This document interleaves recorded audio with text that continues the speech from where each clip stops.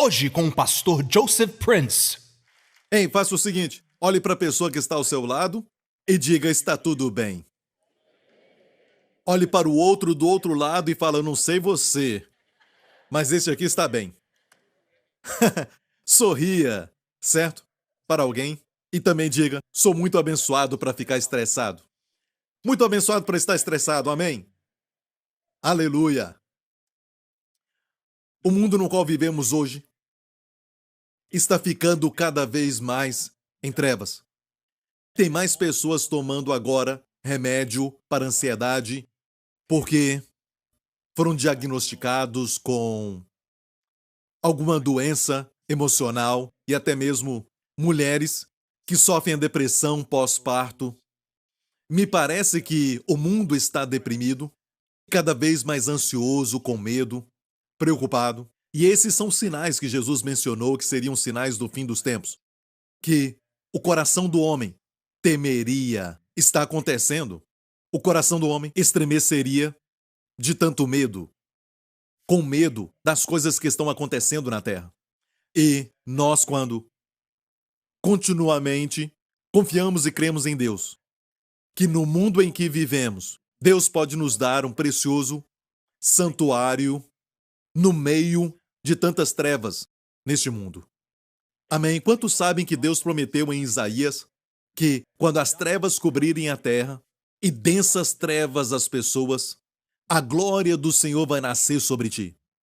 Amém? E eu acredito nisso e vai ser verdade para nós e para todas as famílias que ouvem a minha voz. Amém? Quando oramos, Pai, seja feita tua vontade na terra. Jesus nos ensinou assim, como é no céu. O que quer dizer quando você diz sua vontade seja feita na terra como é no céu? Bem, no céu não tem depressão, no céu não tem coração quebrantado, no céu não tem doença, nem enfermidade, nem morte. Não tem hospitais, amém? Não tem presídios. O céu é um lugar onde a vontade de Deus é exercida na plenitude. Isso nos mostra que Deus considera a morte, doenças, enfermidades e pecado como inimigos aos seus planos. Amém?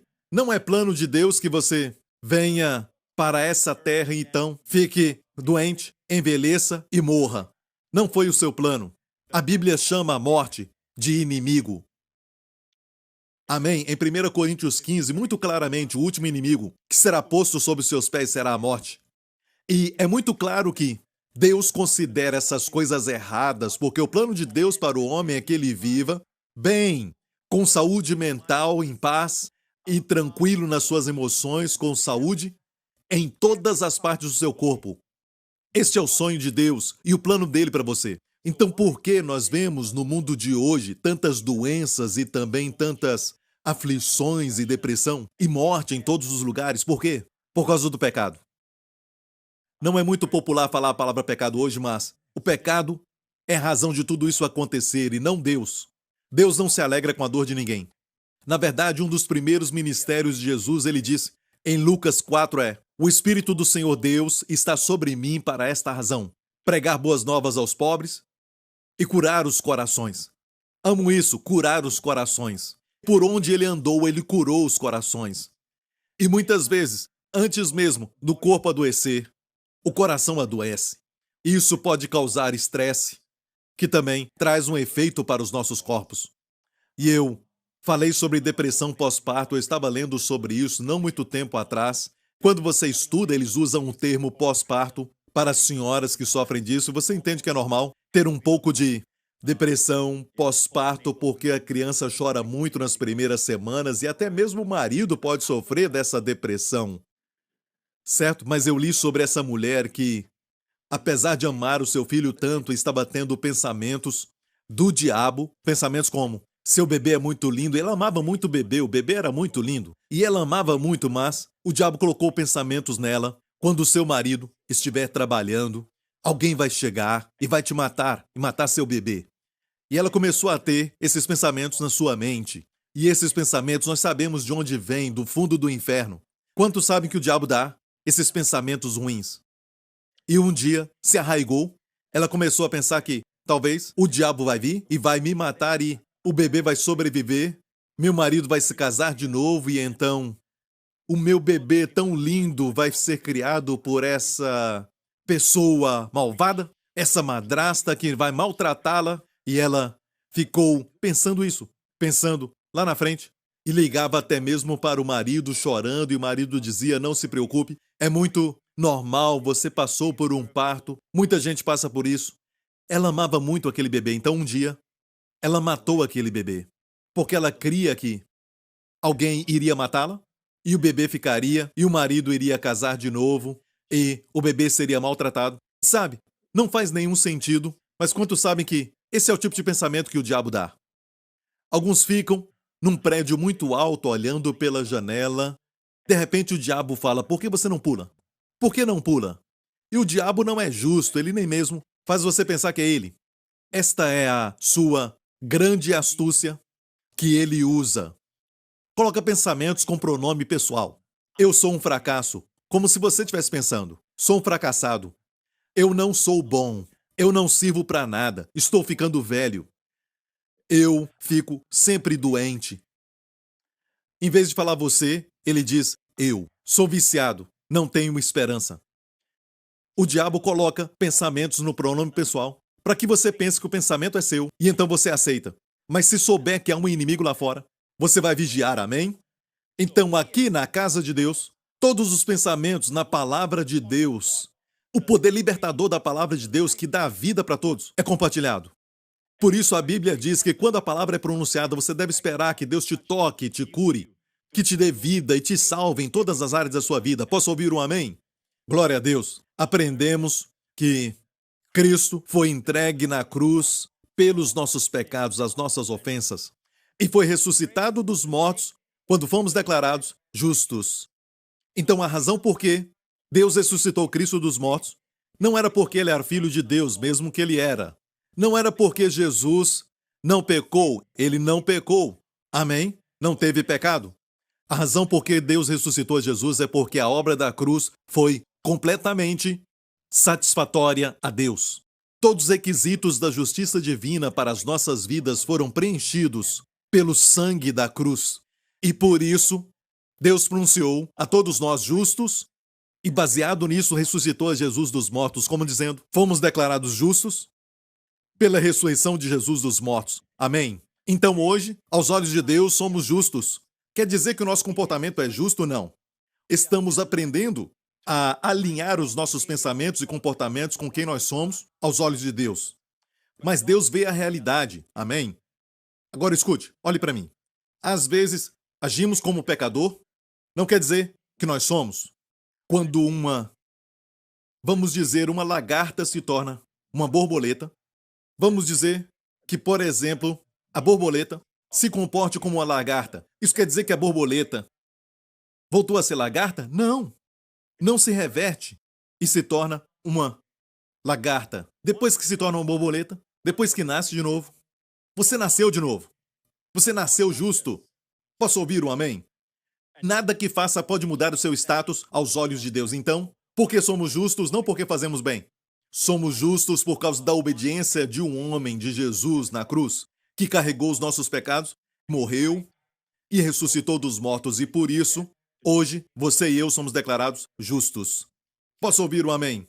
Então, muito antes do estresse e do medo entrar neste mundo, veio o pecado, lógico. Quando o homem pecou, quando Deus colocou o homem no jardim do Éden, que chamamos de paraíso, Deus deu a eles uma ordem. Alguns dias a minha esposa estava ensinando algo para o nosso filho, da sua Bíblia para crianças, e nós percebemos uma coisa, que na Bíblia da criança eles não falam sobre Deus dando a Adão e Eva liberdade para comer, porque a Bíblia diz: comam livremente de todas as árvores do jardim, e só existiam eles. Que generosidade de Deus, amém? Tudo o que quiserem comer, Deus disse, mas não comam daquela árvore, da árvore do conhecimento do mal e do bem. E se Deus deu livre-arbítrio ao homem, mas Deus o cercasse com tudo o que é bom, como ele escolheria? Se tudo o que tivesse fosse bom, não teria livre-arbítrio.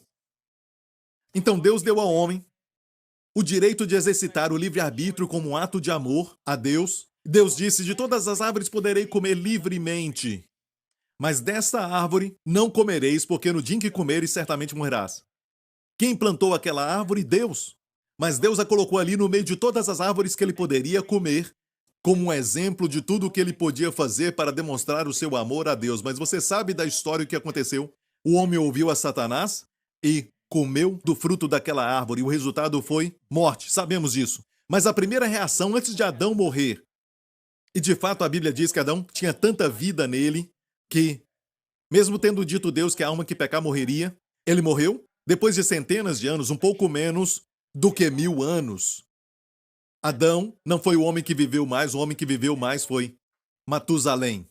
Certo? Adão chegou bem perto. Agora, olhando para a primeira reação, ele não morreu imediatamente.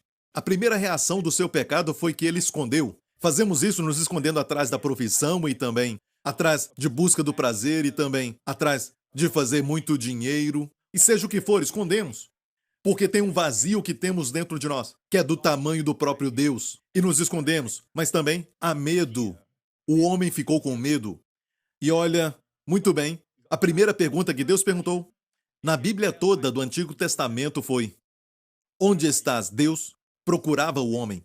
A primeira pergunta no Novo Testamento é a resposta para a perdição humana. Onde nasceu o Rei dos Judeus? Amém? Jesus é a resposta para a perdição do homem. Quando o homem pecou, se escondeu de Deus, e Deus perguntou para ele: quem te disse que estavas nu? O homem se sentiu vulnerável. Se sentiu como ninguém se importasse com ele, quando Deus se importa tanto. Deus foi o primeiro a matar um animal para vestir o homem com a pele. Sangue foi derramado, sem derramamento de sangue não há remissão de pecados. Uma figura de Jesus sendo sacrificado na cruz, onde o seu sangue providenciou perdão eterno, redenção eterna para todos nós. E todos digam amém. Começando ali, o medo chegou, o estresse também. Então, quando eu estava lendo sobre a depressão pós-parto, também sobre deficiência imunológica, eu não estava lendo em algum livro cristão ou revista, mas sim de jornal médico. E uma das razões para a deficiência imunológica, como lúpus, onde o seu corpo começa a lutar contra o seu próprio tecido, contra suas próprias células, é o que chamo de deficiência imunológica. A pessoa tem essa deficiência e o corpo luta contra si mesmo. É uma doença onde o corpo luta contra si mesmo. Nem toda doença funciona assim, mas muitas sim. E os doutores até hoje estão perplexos porque isso acontece. Falam da dieta, uma dieta descontrolada, alguns dizem até mesmo o estresse que aconteceu. Estresse, ok? Eu achei isso interessante porque a medicina só pode dar essa explicação. Psicólogos vão além e dizem: bem, esse estresse é causado por um medo que você tem. Olha para essa foto aqui. Podemos ver o lado exterior daquilo que está acontecendo, aquilo que é palpável, aquilo que é evidente, para que todos possam ver a doença. Também vemos hábitos destrutivos, escassez financeira. Mas o que não vemos é a raiz dessas coisas, ok? E algumas ciências tentam diagnosticar e dizem é causada por isso, mas muitos estão agora dizendo e até entrando em acordo sobre que até a pressão alta e também problemas cardíacos podem ser causados por causa do estresse. Mais evidências estão mostrando isso. Então olhamos para aquela raiz ali, estresse.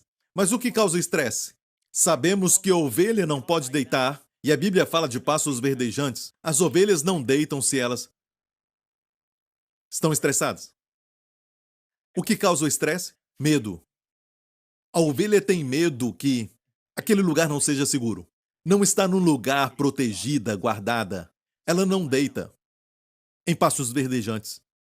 Então, a raiz mais profunda que estressa é o medo. Então, muito antes da falta do dinheiro, antes de haver pobreza neste mundo, antes de haver doenças e enfermidades, antes de haver morte nessa terra, o homem ficou com medo. O homem ficou estressado. Há uma raiz mais profunda. Os psicólogos podem dizer que, bem, sabe por que você está estressado? Vamos descobrir isso. Então, eles te dão exercícios e sessões e falam que você está, então, estressado por causa deste medo. Mas não podem fazer muita coisa com medo. Vão te dar exercícios e alguns tentam até medicamentos, te dão alguns remédios para ajudar com a ansiedade, mas só podem ir até aí como os médicos que te dão remédio para acabar com sintomas, mas não conseguem a cura e você vai ficar tomando esse remédio o tempo todo. Se não, vai sentir os sintomas de novo mais uma vez e você vai sentir o mal de novo e você tem que tomar esse remédio o tempo todo. Agora, Deus opera encontrando a raiz e tirando. Amém? Há uma raiz mais profunda que o que os médicos e até psicólogos podem descobrir e a Bíblia descreve como condenação. Condenação que também é culpa. Uma história que eu li é sobre uma senhora que matou seu bebê, um bebê que ela amava, e quando perguntaram por quê, eles descobriram que ela tinha cometido adultério anos atrás e não se sentia digna de ser uma mãe. Ela não achava que merecia ser uma mãe, muito menos ser mãe de uma linda criança. E a única forma de punir a si mesma, de forma até inconsciente, era matar aquele bebê que amava, porque ela não sentia que merecia ser feliz, porque ela tinha cometido adultério. E é por isso que muitos fazem o mal. Conheço um pastor que estava orando por um missionário que já era bem idoso e estava morrendo. Então, este pastor estava orando por ele, orando para que ele fosse curado, e ele só piorava, piorava, e finalmente ele estava prestes a partir para estar com o Senhor, e a família já sabia disso, e este homem doente pediu que o pastor voltasse e pediu para os seus familiares saírem do quarto. Então ele, bem baixinho, chamou o pastor para perto dele, pertinho da sua boca e sussurrou: "Não se sinta mal, não ore para a minha cura. Sei por que eu não sou curado. Porque muitos anos atrás, a minha família não sabe disso, quando eu era bem jovem, eu cometi adultério. E eu sei o porquê essa enfermidade veio. Tão triste. Muitos anos se passaram e ele ainda não tinha recebido o perdão de Deus. Por isso seu corpo produziu alguma coisa para se condenar, para se punir. Ficará surpreso em saber quantos jovens até aqui no Brasil estão se cortando porque precisam sentir dor, eles precisam sentir dor porque de alguma forma eles se culpam. Quando pais se divorciam, sabe quem se sente culpado? As crianças. Isso é um fato conhecido. Eles são muito novos para entender o que está acontecendo. É por isso, Deus está sempre procurando nos proteger das feridas emocionais, casamentos falidos, emoções feridas e uma vida ferida. Amém. Jesus cura o coração quebrantado. Amém. Então há condenação no coração. Tem condenação. Antes mesmo do estresse, antes de tudo, o que vemos são as coisas externas. Amém? Um casal pode estar brigando, certo? E depois que eles brigarem, a discussão termina e depois começam a discutir sobre aquilo que falaram. Falou da comida da minha mãe. Então, ela reage àquilo que ele falou e ele reage àquilo que ela falou. E isso a faz reagir àquilo que ele disse de novo. E ele fala outra coisa para ela. E ele reage ao que ela disse e ela reage ao que ele disse. Mas como começou a briga, nem se lembram. É como um incêndio que incendeia toda a floresta. Depois que a floresta queima, hectares e hectares de floresta queimada, tentam encontrar a causa, não encontram. Pode ter sido algo pequeno, mas muitas vezes o que causa discussão e brigas e tudo mais é a condenação. De alguma forma, o marido sente que não consegue ser o provedor da sua família, ele se sente culpado de algo. Mesmo amando as pessoas, ele desconta tudo nelas. Não está reagindo à esposa, mas está reagindo à condenação e à culpa que ele sente no seu coração. É por isso que o evangelho é tão vital para que todos entendam que Jesus morreu pelos nossos pecados. Posso ouvir um amém? Algumas pessoas hoje desejam que pudessem pedir perdão aos pais, que agora já estão mortos. O pai não pode mais ouvir o seu pedido de perdão. Se amadureceram agora e queriam voltar o tempo para poder dizer algo ao pai, para dizer algo para a mamãe, que já morreu, mas não podem. Agora punem-se a si mesmos sem perceber. E te digo, amigo, a culpa vai destruir a paz no coração. A culpa vai trazer enfermidades para o seu corpo. Vai estragar até os relacionamentos. Amém? Por isso a Bíblia diz para os crentes que, portanto, no presente não há, portanto agora, não há nenhuma condenação para os que estão em Cristo Jesus. Por quê? É porque Deus mudou quanto ao pecado? Não, é porque Deus é Deus, um Deus santo. Mas é porque há 2000 anos atrás Jesus morreu na cruz pelos nossos pecados. Ele carregou o nosso julgamento. E porque Deus o puniu, a lei da dupla punição se aplica. O mesmo crime não pode ser julgado duas vezes. Uma vez no corpo da minha fiança e depois no meu corpo. Deus não pode nos punir pelos pecados, pelos quais ele puniu Jesus, porque ele carregou os meus pecados. Posso ouvir um amém? Se Deus me punir, vai ser um grande erro, um mau uso da justiça. Deus não pode fazer isso. Deus não pode te punir se você crê em Jesus Cristo, porque ele carregou os seus pecados e foi Deus quem enviou seu filho para morrer por você. Por causa do amor de Deus por você. E quando Deus te aceita hoje, não está comprometendo a sua santidade. De fato, aceitando aquele que crê em Jesus é santidade, é justiça da parte de Deus. Deus é justo em te fazer justo. Amém. Se eu pregar assim, você crê nisso, você pode ir para casa. Vamos para casa, amém? Vamos encurtar o domingo, glória a Deus. Amém? Então, a condenação é tão real no coração das pessoas e por isso devemos pregar o evangelho verdadeiro de Jesus Cristo e ajudar as pessoas a entender que os seus pecados já foram pagos e parar de punir a si mesmo. Pare com isso. Às vezes os pais e os filhos ficam brigando e não conversam entre eles, às vezes por dias, e aquele pai realmente ama o filho. E se você olhar no coração daquele pai, ele realmente ama o seu filho. Mesmo assim, eles brigam o tempo todo e por quê? O que aconteceu pode ser que no coração daquele pai existe culpa sobre algo. E o pai está reagindo àquilo. E então, por isso, e é tão sutil que às vezes a pessoa não percebe. Vou falar de uma história agora na Bíblia que vai nos ajudar a ver alguma coisa. E é uma revelação que eu não falei antes, mas uma parte em especial é algo que eu conversei com os meus pastores em Israel quando estiveram ali comigo. Eu gosto de fazer perguntas e começamos a meditar na palavra de Deus, falar sobre a palavra de Deus. Eu não dou para eles a resposta. Eu gosto quando eles pensam e depois nós conversamos. E eu vou falar para você agora, de graça. Sem cobrar nada.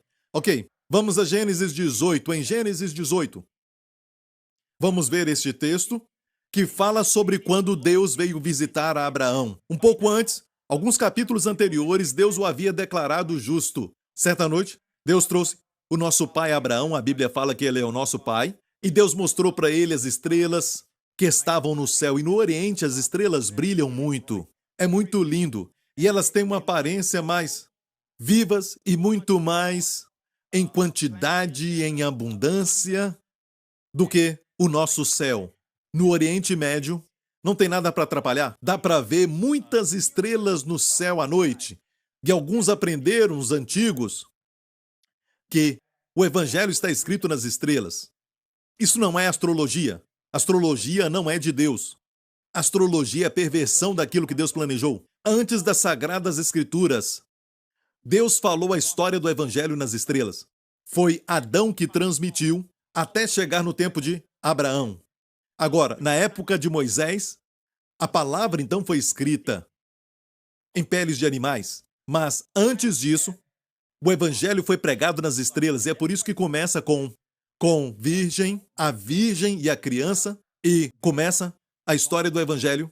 Deus o Pai enviou seu Filho por uma virgem para que o sangue, amém, fosse sem pecado. O seu sangue seria derramado para a remissão dos nossos pecados e era sangue inocente. Amém? E sangue real.